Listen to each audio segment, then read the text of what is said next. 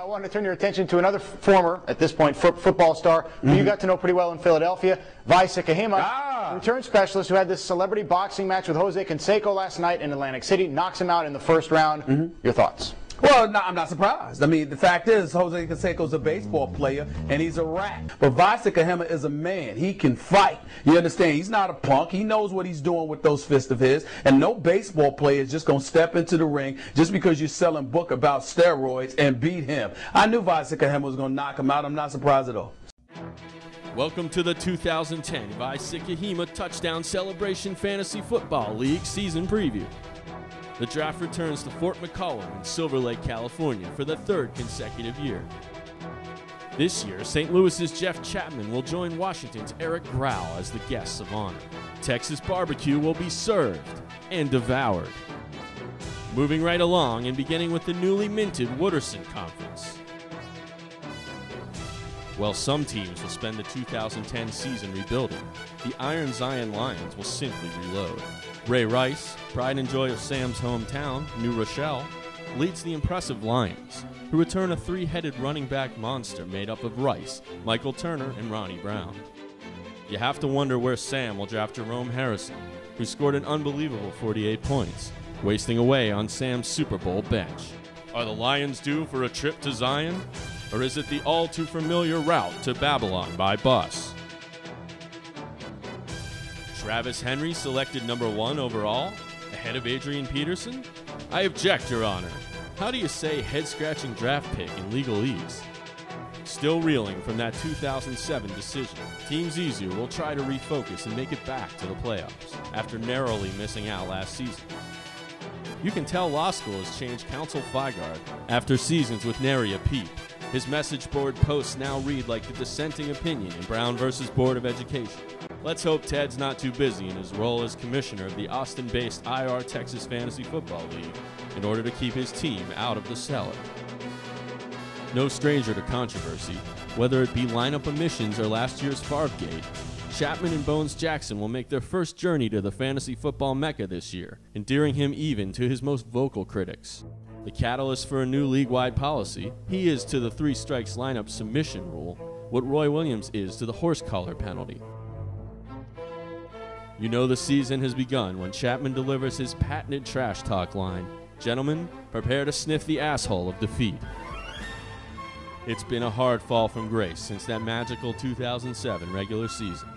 The then-named measurements of uncertainty strolled through the schedule with ease, only to lay a goose egg in their first playoff game. A devastating, franchise-defining loss. Changes were needed, and changes were indeed made. The unveiling of a new name and logo has fans in the Pacific Northwest excited, as does the return of franchise quarterback Aaron Rodgers, who hopes to lead the sensation down the yellow brick road in his swan song season. Last year, the 1989ers went from defending champs to toilet bowl champs. It took the 89ers until Week 11 to finally notch their first win. An epic fail that could only lead to a team name change. Meet the Yellow Jackets, a franchise with a Hall of Fame tradition and a penchant for drafting rookies. Owner Michael Cahill returns 2 of those rookie running backs in Jonathan Stewart and Chris Beanie Wells, as well as former Longhorn Jermichael Finley. Which begs the question, will he use the #1 pick in the 2010 draft on yet another rookie, or the best player available? Since Team Yakeman's thrilling Yakeman Bowl win earned him the team name he may not so rightly deserve, there's been a whole lot more sweet music. Even with high expectations, he came up just 1 point short in the VSTDC semifinals, and once again showed poise and precision on the message boards. The offseason has been spent composing operas, a far cry from the fantasy football battlefield.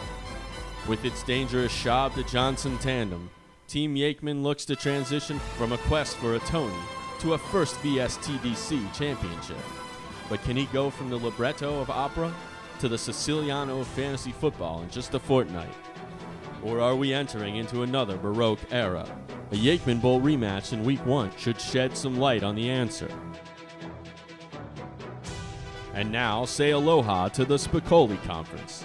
In an unprecedented move, owner David Tillman will enter the 2010 season with an unchanged franchise name. Gone are the days of weekly, daily, hourly name changes for VSTDC's winningest franchise. Like the recipe at LA's best taco truck, Suadero is here to stay.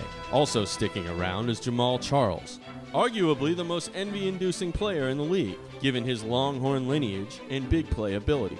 Who else will be in the Suadero locker room come draft day? An 11th hour decision has yet to be made as the general manager plots and schemes. If not for a costly trade, sending keeper-eligible Deshaun Jackson to rival Dickie Brunn in exchange for Randy Moss, perhaps we would have a different name on the imaginary VSTDC trophy. While Jackson put up an eye-popping 31 points in Week 14, Moss had -1. Leading to one of the most bitter playoff defeats in league history. A game the Oilers led going into Monday night, only to see a vintage Kurt Warner debacle cost him victory. Which will come first for this always proud franchise?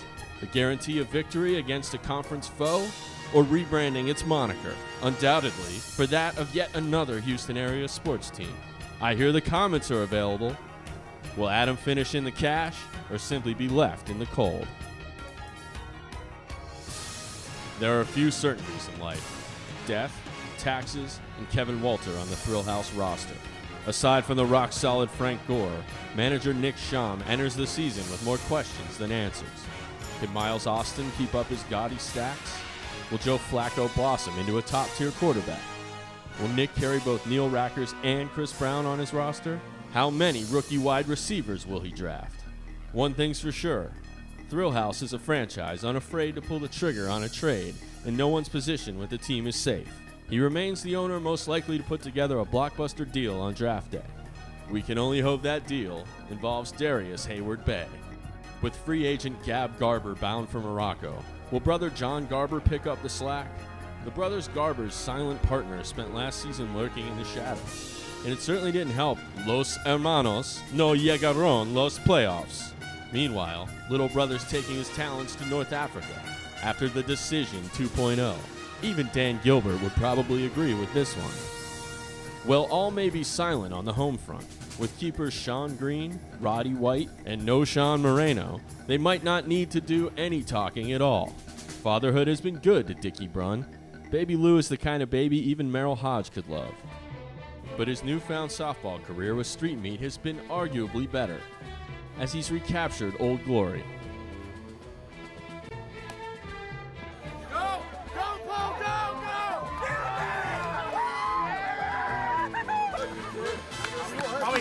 Probably Luis Gonzalez. Now, can he hit the trifecta and return to the ranks of fantasy football elite? Some preseason trash talk has exposed not only Dickie's extreme bias towards the former Guacamole Conference, but the Dicksters' inability to make the playoffs without LaDainian and Tomlinson. Can he prove the doubters wrong, or will he reach for LT in the 7th round? After a last-second Saints sack on Patriots backup quarterback Brian Hoyer helped secure a first-round bye, the Mission's Showbiz Kids knocked off the Oilers in the Woulda Lost Bowl before taking down the crown by beating perennial Wooderson Conference foes, Iron Zion Lions. Sam Wallach will rue that day forever, as he left Jerome Harrison's 48 points on the bench and a VSTDC FFL title with it. Even Bob Evans would agree. The kids are back in 2010, and they're staying in the picture. Greg Jennings is looking to put up both last year's numbers and this year's numbers. And Pierre Thomas and LaShawn McCoy seem poised to have career campaigns as the Missioners look to prove last year was no fluke. It was a prelude to a dynasty. Will Ted and Mike's Favre bet reach its stunning conclusion? Will the celebrity look-alike thread continue to flourish? Will Jeff Chapman fail to submit a lineup? Stay tuned